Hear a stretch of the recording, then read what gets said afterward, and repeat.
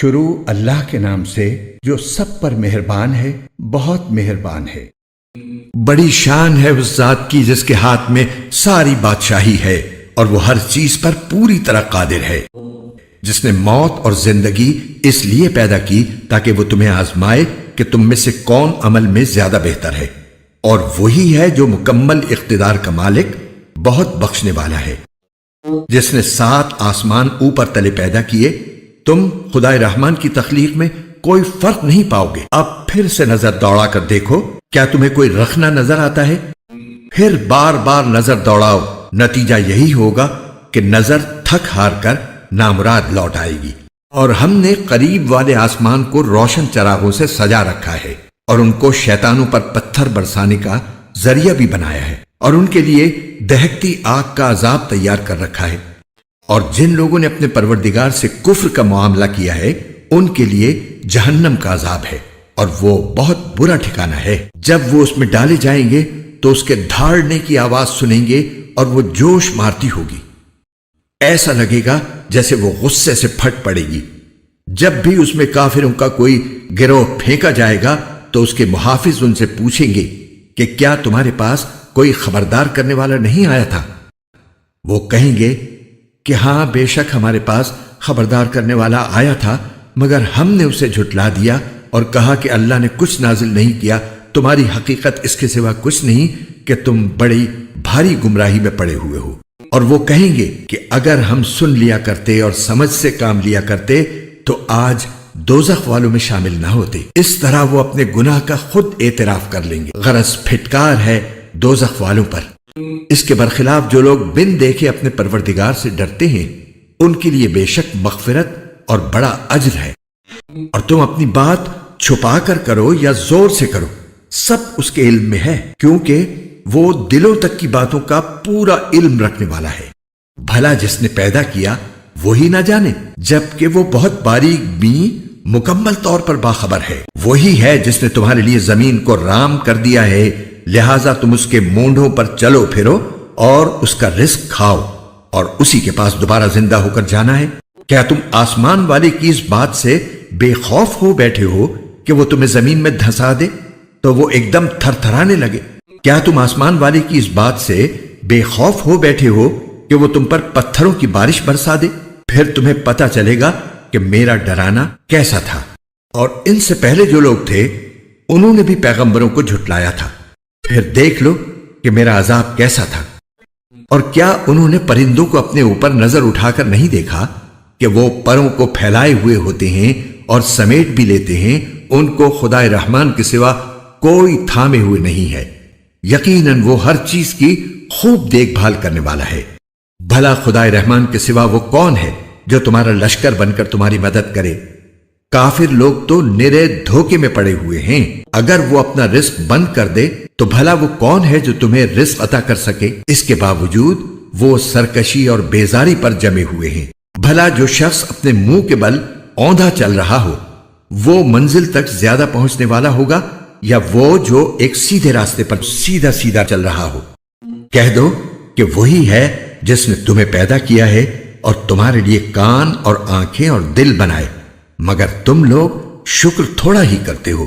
کہہ دو کہ وہی ہے جس نے تمہیں زمین میں پھیلایا اور اسی کے پاس تمہیں اکٹھا کر کے لے جایا جائے گا۔ اور یہ لوگ کہتے ہیں کہ اگر تم سچے ہو تو بتاؤ کہ یہ وعدہ کب پورا ہوگا۔ کہہ دو کہ اس کا علم تو صرف اللہ کے پاس ہے، اور میں تو بس صاف صاف طریقے پر خبردار کرنے والا ہوں۔ پھر جب وہ اس قیامت کے عذاب کو پاس آتا دیکھ لیں گے تو کافروں کے چہرے بگڑ جائیں گے، اور کہا جائے گا کہ یہ ہے وہ چیز جو تم مانگا کرتے تھے۔ اے پیغمبر، ان سے کہو کہ ذرا یہ بتلاؤ کہ چاہے اللہ مجھے اور میرے ساتھیوں کو ہلاک کر دے یا ہم پر رحم فرما دے، دونوں صورتوں میں کافروں کو دردناک عذاب سے کون بچائے گا؟ کہہ دو کہ وہ رحمان ہے، ہم اس پر ایمان لائے ہیں اور اسی پر ہم نے بھروسہ کیا ہے، چنانچہ عنقریب تمہیں پتہ چل جائے گا کہ کون ہے جو کھلی گمراہی میں مبتلا ہے۔ کہہ دو کہ ذرا یہ بتلاؤ کہ اگر کسی صبح تمہارا پانی نیچے کو اتر کر غائب ہو جائے تو کون ہے جو تمہیں چشمے سے ابلتا ہوا پانی لا کر دے دے؟ شروع اللہ کے نام سے جو سب پر مہربان ہے، بہت مہربان ہے۔ آسمانوں اور زمین میں جو بھی کوئی چیز ہے اس نے اللہ کی تسبیح کی ہے، اور وہی ہے جو اقتدار کا بھی مالک ہے، حکمت کا بھی مالک۔ وہی ہے جس نے اہل کتاب میں سے کافر لوگوں کو ان کے گھروں سے پہلے اجتماع کے موقع پر نکال دیا۔ مسلمانوں، تمہیں یہ خیال بھی نہیں تھا کہ وہ نکلیں گے، اور وہ بھی یہ سمجھے ہوئے تھے کہ ان کے قلعے اللہ سے بچا لیں گے۔ پھر اللہ ان کے پاس ایسی جگہ سے آیا جہاں ان کا گمان بھی نہیں تھا، اور اللہ نے ان کے دلوں میں رعب ڈال دیا کہ وہ اپنے گھروں کو خود اپنے ہاتھوں سے بھی اور مسلمانوں کے ہاتھوں سے بھی اجاڑ رہے تھے۔ لہذا اے آنکھوں والو، عبرت حاصل کر لو، اور اگر اللہ نے ان کی قسمت میں جلا وطنی نہ لکھ دی ہوتی تو وہ دنیا ہی میں ان کو عذاب دے دیتا۔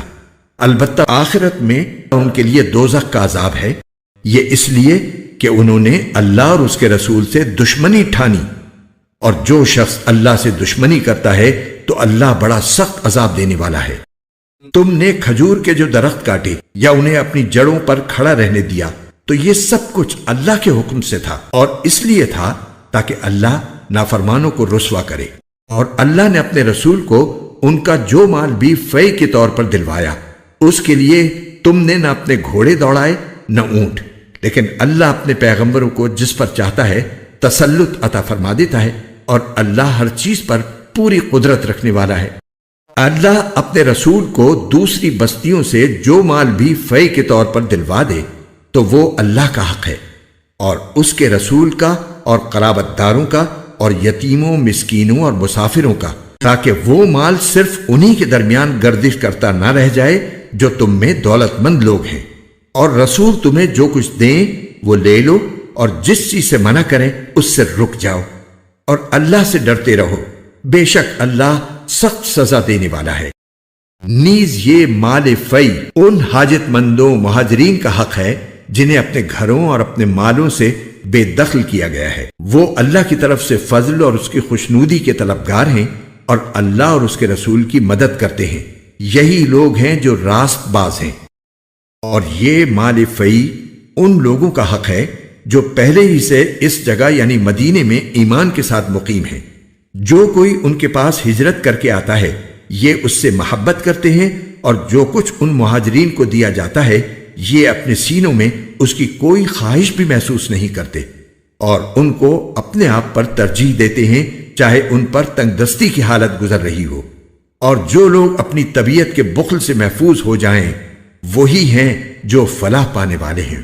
اور یہ مال فی ان لوگوں کا بھی حق ہے جو ان مہاجرین اور انصار کے بعد آئے۔ وہ یہ کہتے ہیں کہ اے ہمارے پروردگار، ہماری بھی مغفرت فرمائیے، اور ہمارے ان بھائیوں کی بھی جو ہم سے پہلے ایمان لا چکے ہیں، اور ہمارے دلوں میں ایمان لانے والوں کے لیے کوئی بغض نہ رکھیے۔ اے ہمارے پروردگار، آپ بہت شفیق، بہت مہربان ہیں۔ کیا تم نے ان کو نہیں دیکھا جنہوں نے منافقت سے کام لیا ہے کہ وہ اپنے ان بھائیوں سے جو کافر اہل کتاب میں سے ہیں یہ کہتے ہیں کہ اگر تمہیں نکالا گیا تو ہم بھی تمہارے ساتھ نکلیں گے، اور تمہارے بارے میں کبھی کسی اور کا کہنا نہیں مانیں گے، اور اگر تم سے جنگ کی گئی تو ہم تمہاری مدد کریں گے، اور اللہ گواہی دیتا ہے کہ یہ لوگ بالکل جھوٹے ہیں۔ یہ پکی بات ہے کہ اگر ان اہل کتاب کو نکالا گیا تو یہ ان کے ساتھ نہیں نکلیں گے، اور اگر ان سے جنگ کی گئی تو یہ ان کی مدد نہیں کریں گے، اور اگر بالفرض ان کی مدد کی بھی تو پیٹ پھیر کر بھاگیں گے، پھر ان کی کوئی مدد نہیں کرے گا۔ مسلمانوں، حقیقت یہ ہے کہ ان کے دلوں میں تمہاری دہشت اللہ سے زیادہ ہے، یہ اس لیے کہ یہ وہ لوگ ہیں جنہیں سمجھ نہیں ہے۔ یہ سب لوگ اکٹھے ہو کر بھی تم سے جنگ نہیں کریں گے مگر ایسی بستیوں میں جو قلعوں میں محفوظ ہوں یا پھر دیواروں کے پیچھے چھپ کر۔ ان کی آپس کی مخالفتیں بہت سخت ہیں، تم انہیں اکٹھا سمجھتے ہو، حالانکہ ان کے دل پھٹے ہوئے ہیں، یہ اس لیے کہ یہ وہ لوگ ہیں جنہیں عقل نہیں ہے۔ ان کی حالت ان لوگوں کی سی ہے جو ان سے کچھ ہی پہلے اپنے کرتوت کا مزہ چکھ چکے ہیں، اور ان کے لیے دردناک عذاب ہے۔ ان کی مثال شیطان کی سی ہے کہ وہ انسان سے کہتا ہے کہ کافر ہو جا، پھر جب وہ کافر ہو جاتا ہے تو کہتا ہے کہ میں تجھ سے بری ہوں، میں تو اللہ سے ڈرتا ہوں جو سارے جہانوں کا پروردگار ہے۔ چنانچہ ان دونوں کا انجام یہ ہے کہ وہ دونوں دوزخ میں ہوں گے جہاں وہ ہمیشہ رہیں گے، اور یہی ظلم کرنے والوں کی سزا ہے۔ اے ایمان والو، اللہ سے ڈرو اور ہر شخص یہ دیکھے کہ اس نے کل کے لیے کیا آگے بھیجا ہے، اور اللہ سے ڈرو، یقین رکھو کہ جو کچھ تم کرتے ہو اللہ اس سے پوری طرح باخبر ہے۔ اور تم ان جیسے نہ ہو جانا جو اللہ کو بھول بیٹھے تھے تو اللہ نے انہیں خود اپنے آپ سے غافل کر دیا۔ وہی لوگ ہیں جو نافرمان ہیں۔ جنت والے اور دوزخ والے برابر نہیں ہو سکتے، جنت والے ہی وہ ہیں جو کامیاب ہیں۔ اگر ہم نے یہ قرآن کسی پہاڑ پر اتارا ہوتا تو تم اسے دیکھتے کہ وہ اللہ کے روب سے جھکا جا رہا ہے اور پھٹا پڑتا ہے، اور ہم یہ مثالیں لوگوں کے سامنے اس لیے بیان کرتے ہیں تاکہ وہ غور و فکر سے کام لیں۔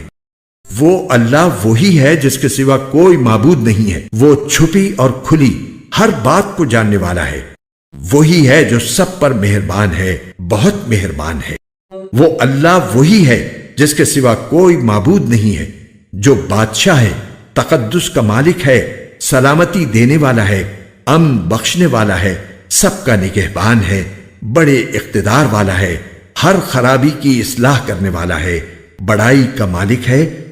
پاک ہے اللہ اس شرک سے جو یہ لوگ کرتے ہیں۔ وہ اللہ وہی ہے جو پیدا کرنے والا ہے، وجود میں لانے والا ہے، صورت بنانے والا ہے، اسی کے سب سے اچھے نام ہیں۔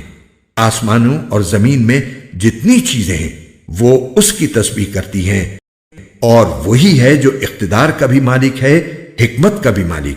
قرآن کے خوبصورت اور ایمان افروز اردو اور ہندی ترجمہ و تفسیر کے ویڈیوز کو دیکھنے کے لیے ہمارے چینل بیوٹیفل قرآن AB کو لائک، سبسکرائب اور شیئر کیجیے۔